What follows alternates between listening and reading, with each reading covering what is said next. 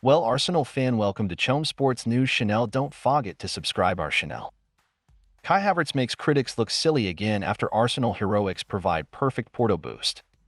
Frankly, we've been spoilt rotten with the big wins and goals galore. It was about time that Arsenal gave supporters a nervous evening with another last-minute winner. Last season was peppered with them, and the first half of the season featured a number of its own too. Kai Havertz was of course the man of the evening and once again receives the plaudits for his winning moment. However, the Emirates Stadium was abuzz with support and an attitude which certainly needs to continue building toward Tuesday, perhaps Arsenal's biggest game of the season. With that in mind, it was so important to get the win and go top of the table before both Liverpool and Manchester City face off at Anfield. From the night before, however, there were plenty of successes and some frustrations that we need to discuss. That is 6 goal contributions in 4 games, scoring in each of them, with this one being the biggest of the bunch. Ironically, it has not been his aerial presence which has been the biggest threat since finding top form. But it is welcomed with open arms as the German continues to make his critics look rather silly.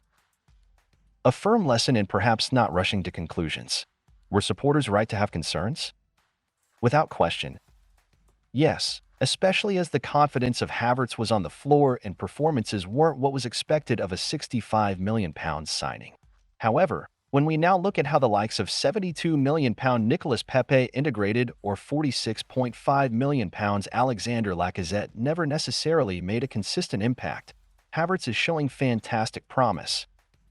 As mentioned, outside of the FC Porto away clash, Arsenal have made things look very easy and soared to the top of people's estimations for the title. However, there was always going to be a challenge on the horizon which asked questions of the Gunners. Perhaps when Declan Rice gave them the lead, they didn't expect the clash to play out quite like it did. With the mistake made just before the break, it brought back some of the memories of the gutting goal conceded to Liverpool last month. Just like in that game, however, Mikel Arteta's side rallied, and with the help of an excellent Emirates Stadium crowd, they were able to keep up the pressure and eventually, unlike in Portugal, they found the breakthrough. It showed mettle and steel which will surely come in handy in midweek. That was Arsenal's 8th league win in a row, and the only blotch on their post-Dubai forays is that unfortunate defeat in Portugal. When FC Porto come visit North London on Tuesday, it is set to be one of the most exciting atmospheres of the season, and Mikel Arteta said as much after yesterday's win. Yeah, but this stadium is going to have the energy that you have never seen in your life, because we haven't done it for 14 years, he said. Bring your noise, bring your energy, your passion into that stadium, and something beautiful is going to happen.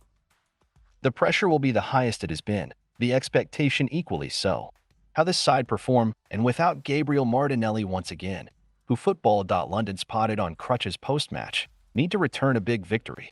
I want to caveat this by saying I wholeheartedly agree with Mikel Arteta that errors are part of football and it is how you respond to them which will define you. Ramsdale made 2 big saves, one from Ivan Toney and another from Nathan Collins, which will stand as positive reference points of the performance. However, it will be difficult for most not to remember the game for the incident which gifted Brentford their equalizer. David Raya has been hailed for his distribution, and rightfully so, as the comparisons are naturally made. That said, it is worth reminding ourselves how fortunate Raya was that against Manchester City Julian Alvarez didn't receive the same reward as Yoane Wissa. Ramsdale might have played his last game in an Arsenal shirt, and whilst frustrated with how it went, should also be valuing the positive contributions which helped secure the 3 points. And an honorable mention for his celebration in front of the Brentford fans too. I'm going to miss that if he leaves. One thing Arsenal will not be relying on this season is much help from the officials. Thomas Frank attempted to claim that Kai Havertz should have been sent off for a dive prior to his header at the end, but considering the situation, that would have been incredibly harsh, although, based on what had happened before that point, it might not have been a surprise. Paul Tierney, fresh off his monumental error, which gifted title challengers Liverpool the foundation for their winning goal at Nottingham Forest, was on VAR duty for this game. First, he was unable to spot a clear foul on Leandro Trossard, pulled back and stopped from reaching a cross, identical to how Manchester City were gifted a penalty against Manchester United at Old Trafford earlier in the season. Then the tug on Gabriel Magalhaes. Yet again, nothing was given, but thankfully by this time the Gunners had the lead and soon the 3 points. That was Arsenal's last league game until March 31st, when they travel up to the Etihad Stadium to face Man City.